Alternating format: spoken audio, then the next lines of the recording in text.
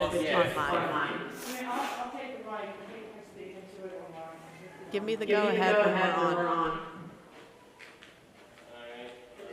Okay, let's start with a word of prayer. Our gracious Heavenly Father, thank you for the opportunity to dialogue and ask questions, and we just pray for answers that are pleasing to you. And thank you for hearing and for answering our prayer, for we pray in the name of Jesus. Amen.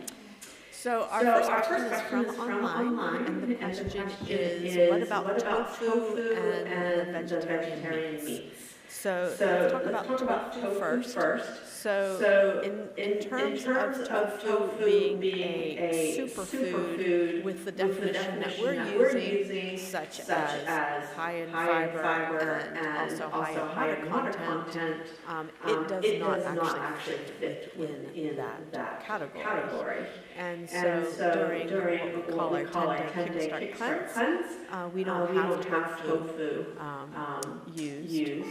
But tofu can be a part of a healthy diet program, and soy itself, as long as it's organic, preferably from the Asian countries and not from the U.S.,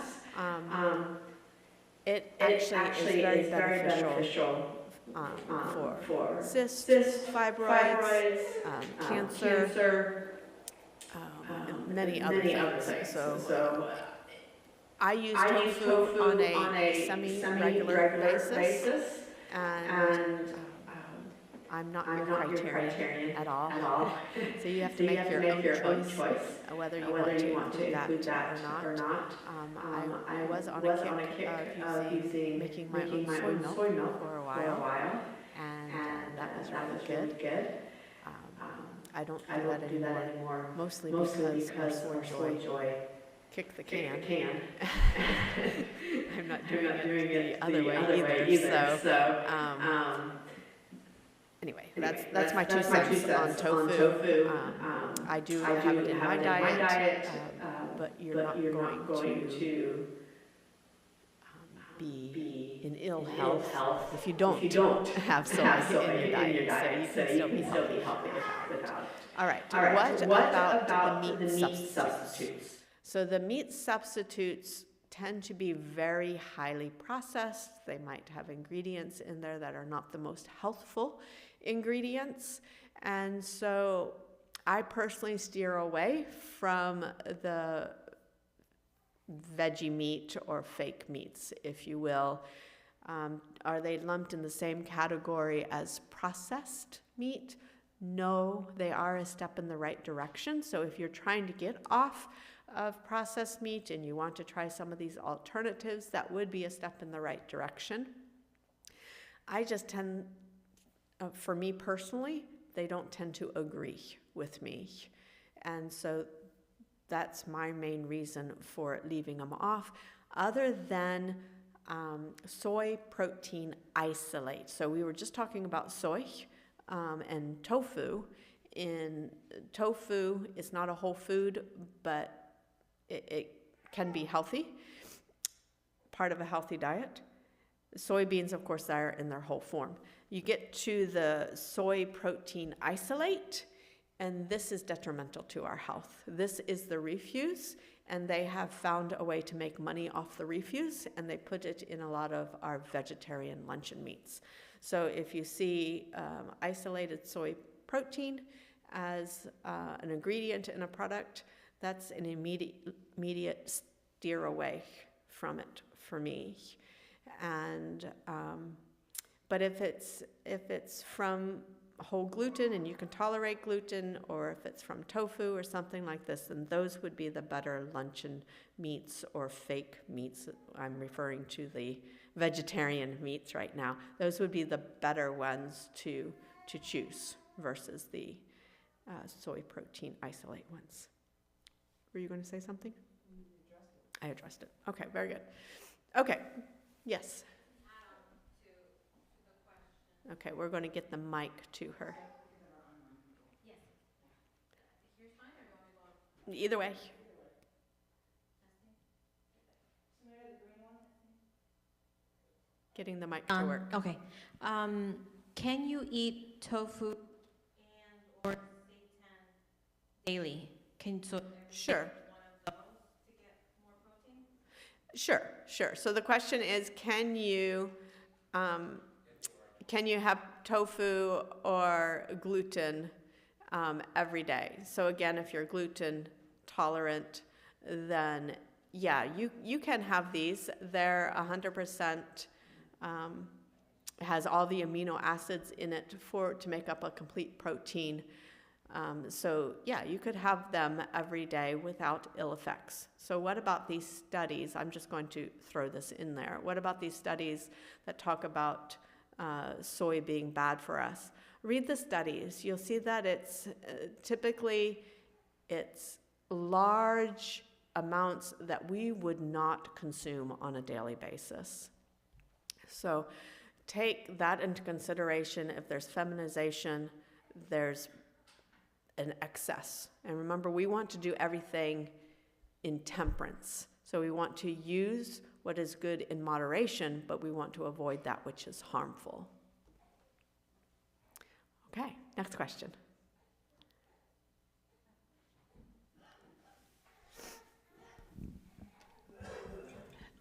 When it comes to fasting, what's the best way to fast if you have some pre-existing health condition? If you have what kind of condition?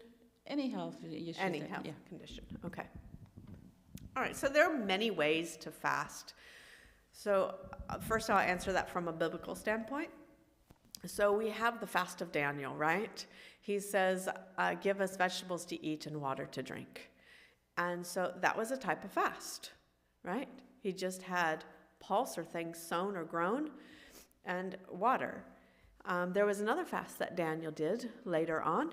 He had no sweet bread. So back in that time, it would have been sweetened with honey. And so he avoided all sweetened bread. That was a type of fast. So we can do those types of fast. And both of those were spiritual fast for spiritual reasons, right? He's wanting to connect with God more. And so there's a time and a place for such fast as these.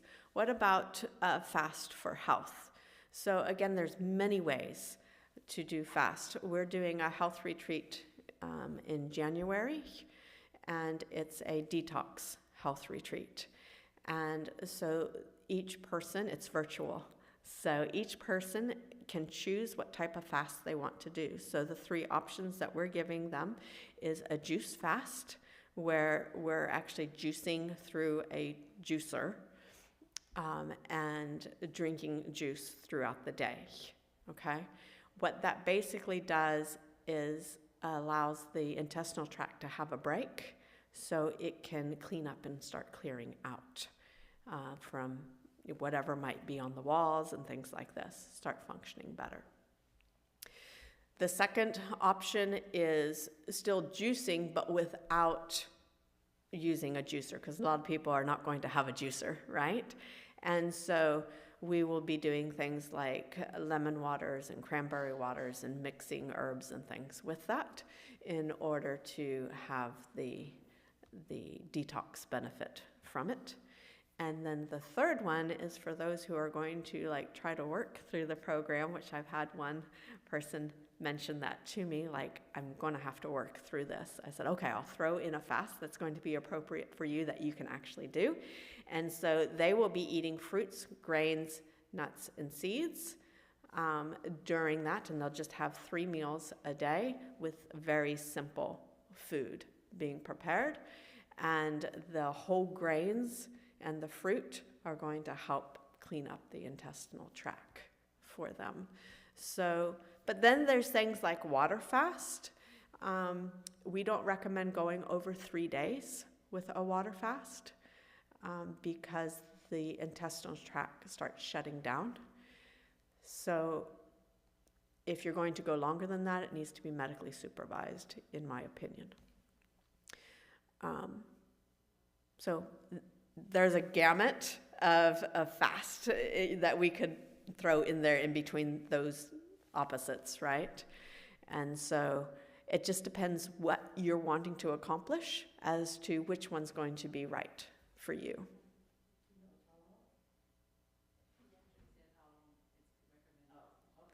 How long is it recommended?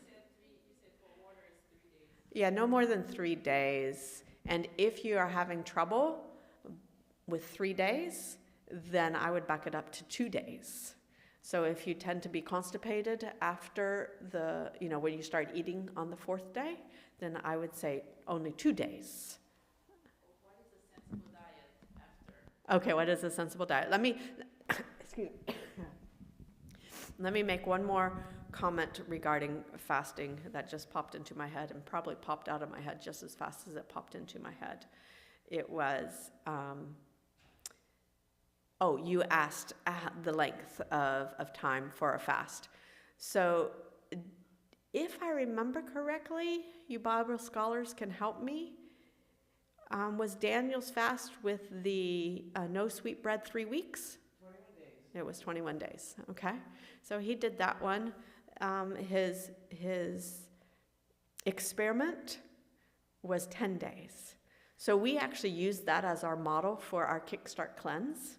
And we have a 10-day Kickstart cleanse. And it gradually increases. We're using real food. But for my clientele, it's dramatically different. Like you heard Sarah, dramatically different from what they have been eating. And so we actually work them up to that 10-day cleanse and not just throw it all out to them all at once, because they probably wouldn't do it if we just, dropped it into their laps like that. We gradually bring them to that point to be able to do the 10-day Kickstart cleanse. And but there's people who will do like a juicing fast, where they do 5 days of juicing and then 2 days like salad on the weekends or something, and then back to 5 days. And they'll do that, like people who have Crohn's disease, they'll do that. They're medically supervised, but they'll do that for a very long period of time, just trying to get their gut working and functioning again and healed. Okay, now what was the next question? In the past, I tend to binge after I fast. Okay, sure. So what is the proper diet? What is the recommended diet to ease your way into a natural? Right. And so I would recommend to you our Kickstart cleanse, which is a gradual progression. We're adding in every 3rd day. We're adding in more food. And then once you're done with that, you're basically on a whole food, plant-based diet. And again, in our program, if you're interested in that, it depends how fast people go through the program, but for most, it's anywhere from 2 to 3 months you're working into the 10-day cleanse, and then you do the 10-day cleanse, and then you actually make a plan for what you're going to do after the 10-day. And how much of that are you going to retain, and how much, what else are you going to add in? Because like I said, we don't add in tofu, and so you might be adding in some tofu or something like that. There's other foods that we don't have in there that you might, want to incorporate into a healthy meal plan for you.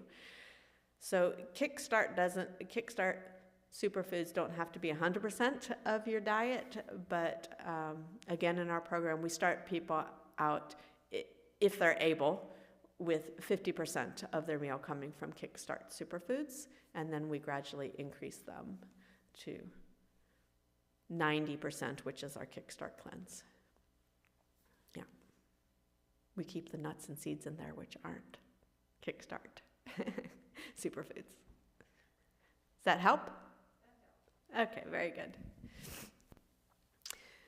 All right, any other questions? Okay.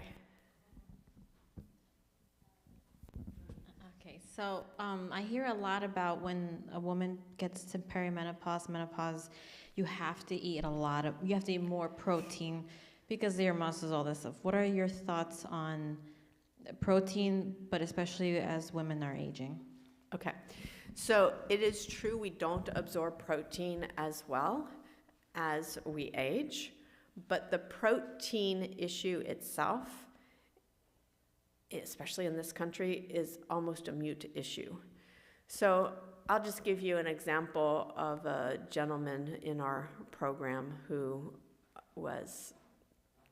asked me to evaluate his protein intake. So he kept a record for 3 or 4 days, and I went through that with him, and we looked at what his need was, and then we calculated what he was actually taking in. And it was perfect. Minus 1 day, which was low, and if I remember correctly, he had 2 meals that day instead of his traditional 3 meals. And so he was low 1 day.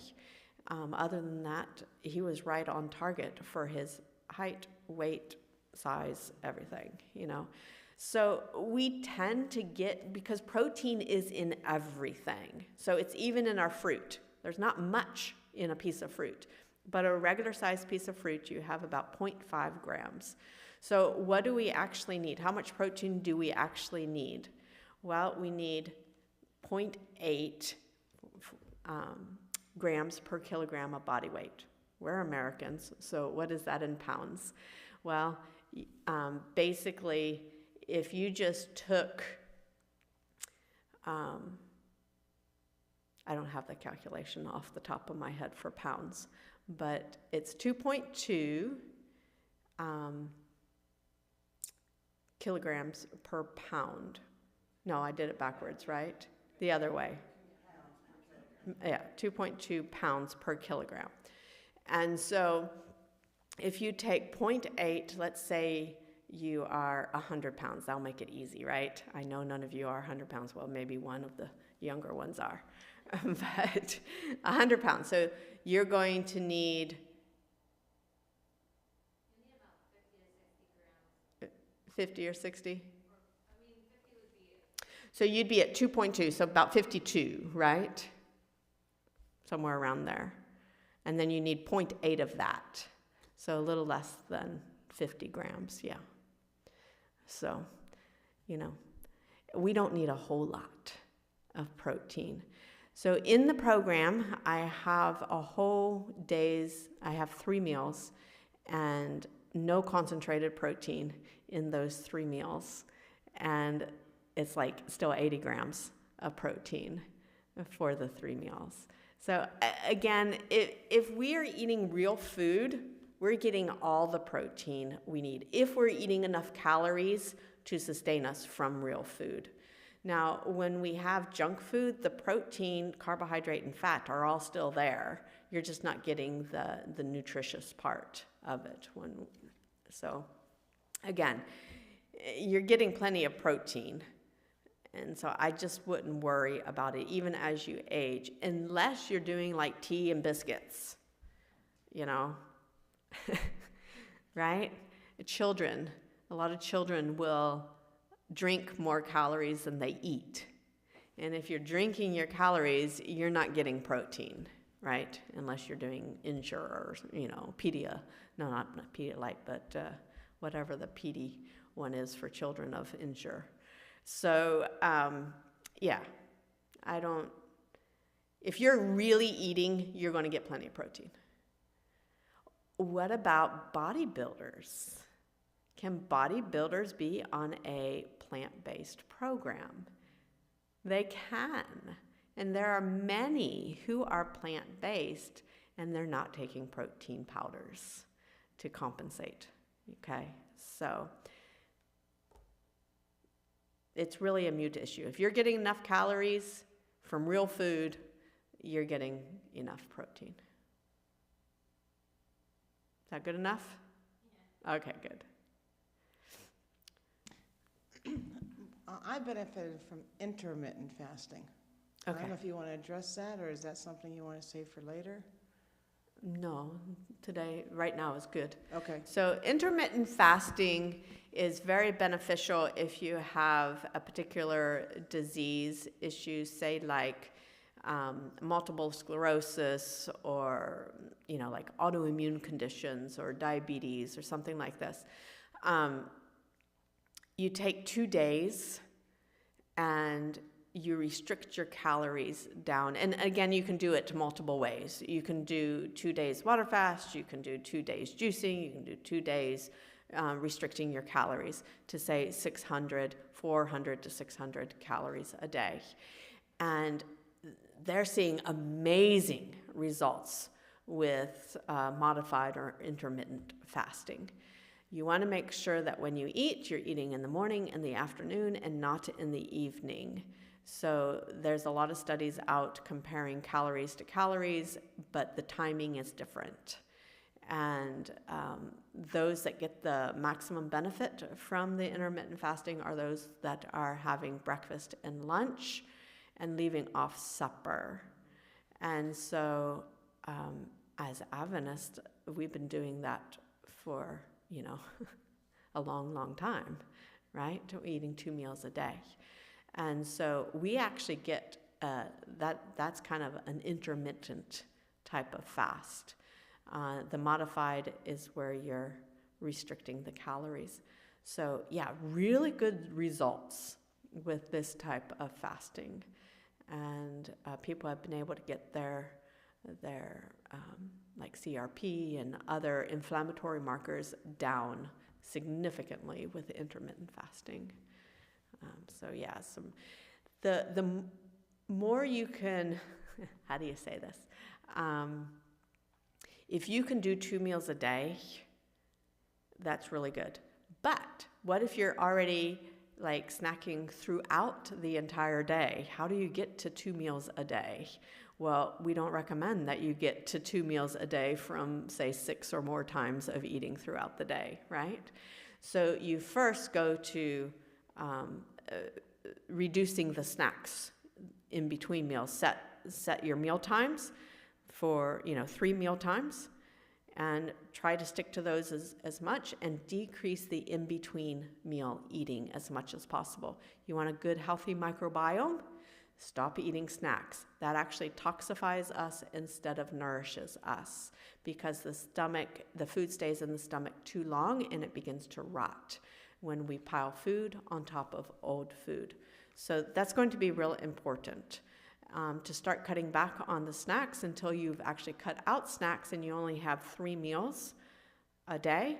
And then once you've established that, then you can start cutting out that evening meal and going with 2 meals a day, so that it's more doable, it's more realistic, it's achievable, right? It's not jump off the cliff and, I couldn't do that, right? I've got a headache. Well, yeah, you got a headache because the body's detoxifying, and you'll have a headache, you won't feel good, you'll feel deprived and like you're starving if you could try to go from grazing throughout the day to 2 meals a day. So be kind to yourself, take it in steps so that it's actually doable and achievable.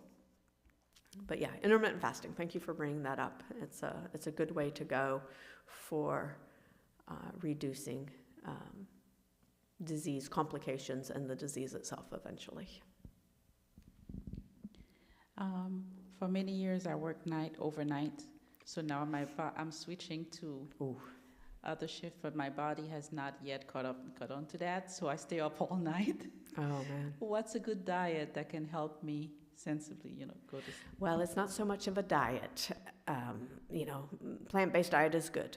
But what you need to work on is your light-dark patterns. So I would actually recommend that you invest in what's called a bright light, and you turn that on at, say, 6 o'clock in the morning or whenever it is that you really want to be awake. And then again in the afternoon, say like 2 o'clock. So the first is going to help establish, okay, this is when I'm going to wake up. So you're establishing your wake up time. The afternoon is establishing your bedtime. Okay, so 2 o'clock in the afternoon, you have bright light. That's actually preparing you 8 hours later for sleeping. So you can do this. We're in Pennsylvania, and it's gray and bleak, but you can go outside. It's cold, too. So you could go, we're not in Pennsylvania, are we? We're in New Jersey, sorry.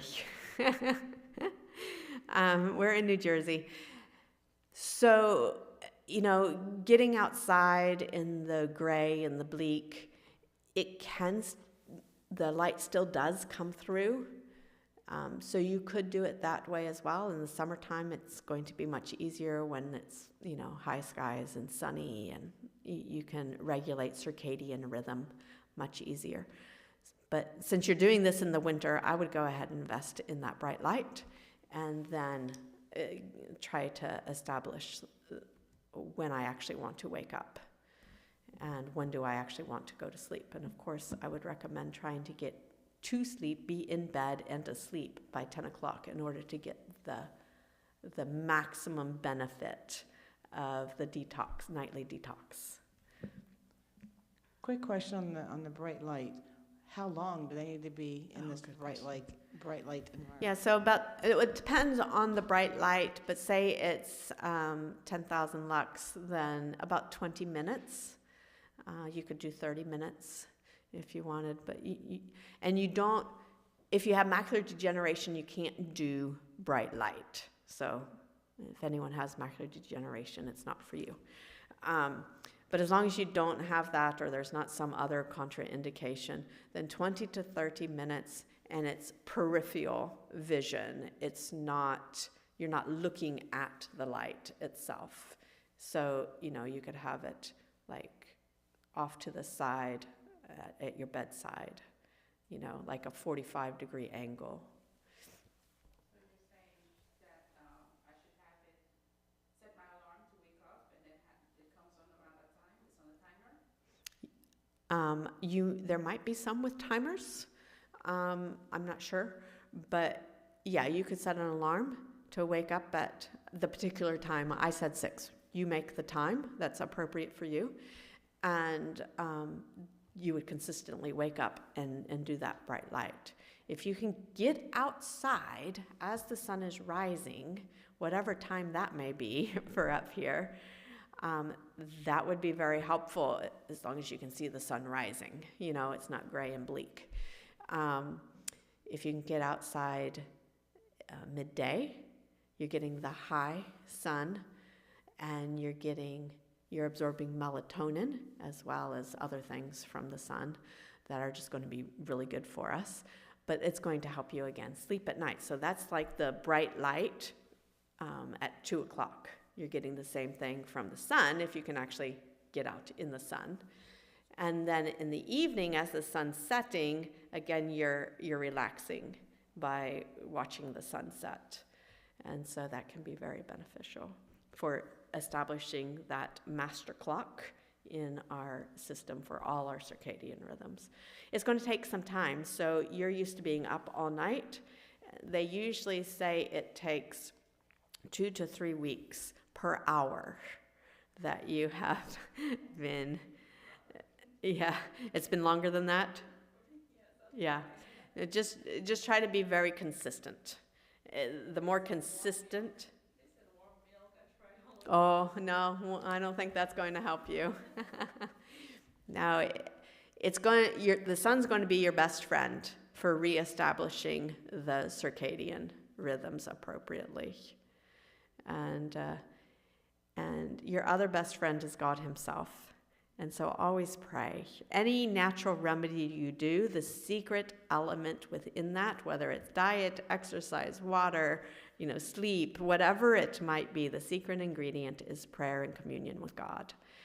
He's the one who has made us. He's the one who can help us make the necessary changes that we need to make on whatever level of the 10 essentials it might be. Yes, you're welcome.